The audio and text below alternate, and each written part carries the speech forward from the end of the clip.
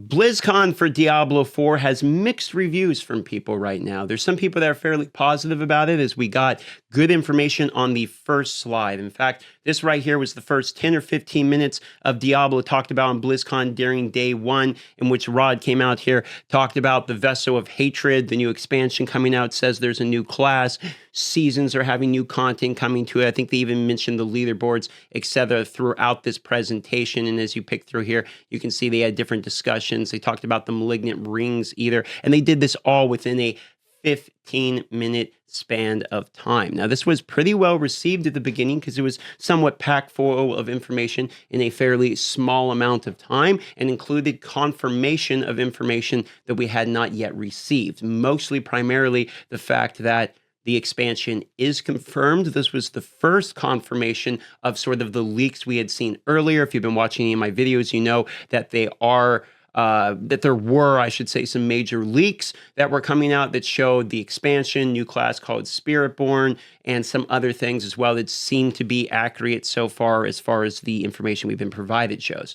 But it also added more by showing actual malignant rings and talking about how there's new content coming, not just within expansions, but also within this very season that we're playing. In fact, within just 2 days. And also they're going to continue to add more and more and more things with each additional season. So they front-loaded a lot of information there. So my initial impression and rating of this was pretty positive. I was like, wow, this is quite a bit of information. I'm liking all of this. This is like a 8 out of 10 for me. I mean, we're getting confirmation of an expansion of a new class. We're getting new things added into the season sooner rather than later. I like all of these. And some of these are direct requests that we have received. Like, can we get the corpse auto casting system for the necromancer, for instance, and they've added that into a ring. So there were things that directly we, the community, have asked for that they were announcing are coming to the game. So I was fairly positive upon release upon this. And then if you've been watching my live streams, by the way, we will actually be live right now as of the posting of this video, which you can find in the description or the pinned comment, which is twitch.tv/DarthMicrotransaction. Last reminder, the name of this channel will be changing to Darth Microtransaction, one word space TV. That way it'll be easier for people to find me on Twitch.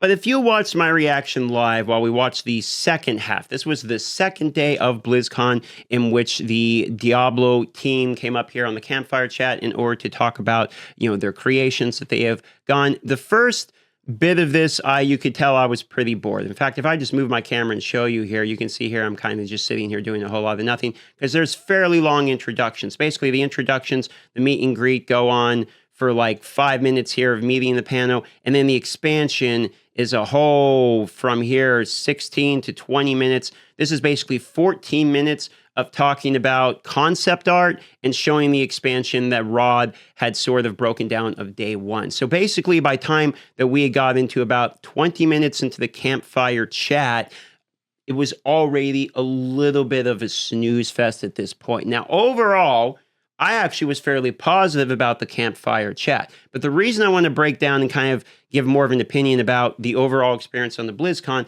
is because this is a fairly decisive Campfire Chat and divisive Campfire Chat. It's decisive towards the future of Diablo 4 because it's the first BlizzCon in years, first one we've had talking about Diablo 4, and it has high expectations on it, right? However, it is a Campfire Chat, so it does feel like up to this point, 20 minutes into it, they kind of came to this with basically the same vibe as this is just yet another Campfire Chat that they would do on the Diablo channel, for instance. There wasn't a whole lot of hype behind it. And to be fair, during a lot of his questions throughout this, there was a lot of dodging these types of questions. Now, even though I feel fairly positive about this, I watched Rax's video and listened to his opinion where he talks about how he had very hype expectations and he really had pushed it further for them. And he actually convinces me on a few of his points after watching this because it is a little bit less exciting, for instance, than you would have expected out of a Diablo 4 BlizzCon panel. I was more kind of rating it based upon this is just a Campfire Chat, but when you put on the lens of this as BlizzCon,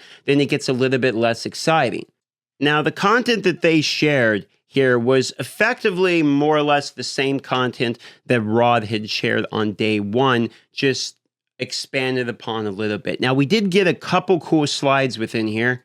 Primarily this slide, which shows the way the new Bloodforged sigils will work. That you have this new in-game cycle of upgrading your Bloodforged sigil to sort of do this new boss mechanic that's behind this new dungeon. You can do this and upgrade this sigil up to 25 times, which upgrades your new Paragon glyph you only get from this, which can be upgraded up to 200 times. And so we have sort of, I would call this like a Paragon level-esque from Diablo 3 way of continuing the grind. It's not infinite cap, but it's a new way that once you've completed basically everything that the game has to offer so far, you have further incentive to push your character farther and farther and farther and farther and farther. So I actually liked this part because out of everything, this part gave us the most new information. They also broke down the holiday event, gave us a little bit more information and videos on this. However, myself personally, I actually like holiday events. I don't know if you guys don't like these, do like these, what have you. I actually like holiday events that have cosmetics around it. That's just a subjective thing, but they're kind of fun. I don't think it's game-changing. It's a temporary event that is only just for a temporary fun during Christmas season. It's not really a big deal. It doesn't really change the game any.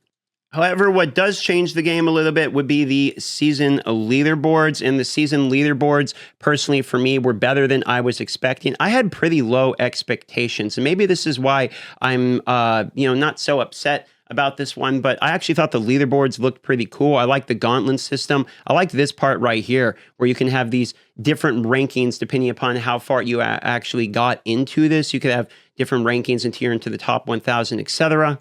But this is where we start to get into the parts that I think was a big miss, and I would be more harsher with my opinion on, which is the Q&A portion of this was fairly missed. They asked about the armory system, and during the armory system in particular, they ho-hummed and then said, like, maybe soon.tm. Itemization, the answer is we're not ready to talk about that yet. So I'm probably of the opinion this is BlizzCon and you're trying to hype it up. I appreciate the harder questions. It's cool that they address the harder questions, but they don't really address them. They kind of go around them by saying we're focusing on it, but we can't talk about what yet. So there's no information at all that's gained. It's just we are aware. And it's cool that they're aware. I actually liked it that Joe Shelley said he saw the Carbot animation that talks about the different affixes and how it's boring. You end up just throwing them all away because at least that means they're aware. Much like the fact that Joe's like, we're going to add in-game into season 3, then in-game into season 3, then in-game into season 3 shows me that at least they're focusing on what, in my own personal opinion, again, my opinion doesn't change the game. It's just what I think. I think in-game and itemization are the two biggest issues. So when they ask questions like this Q&A here, I like to acknowledge that at least they're thinking about it and asking themselves these questions, but also because there's such major issues, when you don't get really phenomenal answers or they kind of ho-hum around them, it can be a negative feeling within the community, which is why we're getting a little bit of different opinions based upon this Campfire Chat here. So by about 52 minutes, they had wrapped it up. At this point, I was feeling fairly positive about the future of the game in terms of I like the things they were adding into the game because normally I'm pretty used to they add something to the game that actually makes it worse, like the nerfs we had before. So when I was looking at stuff, I'm like, oh, I like that's going to the game. I like that's going to the game. I still feel this way. I like the things that are coming to the game. But in terms of did they drive hype around the Diablo 4 product during a BlizzCon? Probably not. I think that the intro on day one was much more hype than the Campfire Chat, in which people were inflated from the hype and looking forward to having more details about stuff that did look exciting. And we probably fell a little bit flat there on the hype scale, trying to get people basically sold on the future of Diablo 4. And I think this kind of comes from, we have 5 people there on the panel, and they have some questions they can't really answer that they ask themselves anyway, which probably wasn't the smartest move, like the armory and the itemization. If you don't have answers for that, try to pick questions hopefully at least you do have answers for. But again, I appreciate them addressing the itemization at least in the little bit manner that they did. But also by the fact that, not everyone's a good salesman is the way I would put it. When Chris Metzen went on the stage for World of Warcraft, I don't actually like WoW Retail. I like WoW Classic, but I'm not really a big WoW Retail fan anymore. And when he was on the stage, he made me want to re-download and play the game, And I think a lot of people were hoping for that same level of like passion and enthusiasm around the game when it comes to talking about the game on BlizzCon. And a lot of that is because people like myself have a lot of love for the game. We're playing Diablo. we're pretty committed into the game. We've got a lot of time into the game, love the game, and we want to see excitement from the people also producing the game too. And the tone was more nervous and scared than it was like excited and passionate and confident in what to show for the future. It was more nervous type of energy. And I think people can really kind of see that coming out. And then you mix that with the fact that the Q&A itself was kind of, ask a question, a real PR answer, real heavy on the PR answers, dance around them a little bit, right back to you, Adam type of situation, is probably some pretty legitimate reasons to not have been that excited about this BlizzCon's Diablo 4. But anyway, if you ask my rating on it, I think it was an 8 out of 10 on day one. The second one is like maybe a 6 out of 10, just due to the lack of the hype nature, and we could have used some more factual information, though I did like the things that they did choose to show, even if some of the information was rehashing. That's just my opinion on it so far, and a little bit of the breakdown and what's going on. I will be live right now. You can catch that in the pinned comment or description, twitch.tv/DarthMicrotransaction. Come let me know what you thought of BlizzCon for Diablo 4. Okay, bye-bye.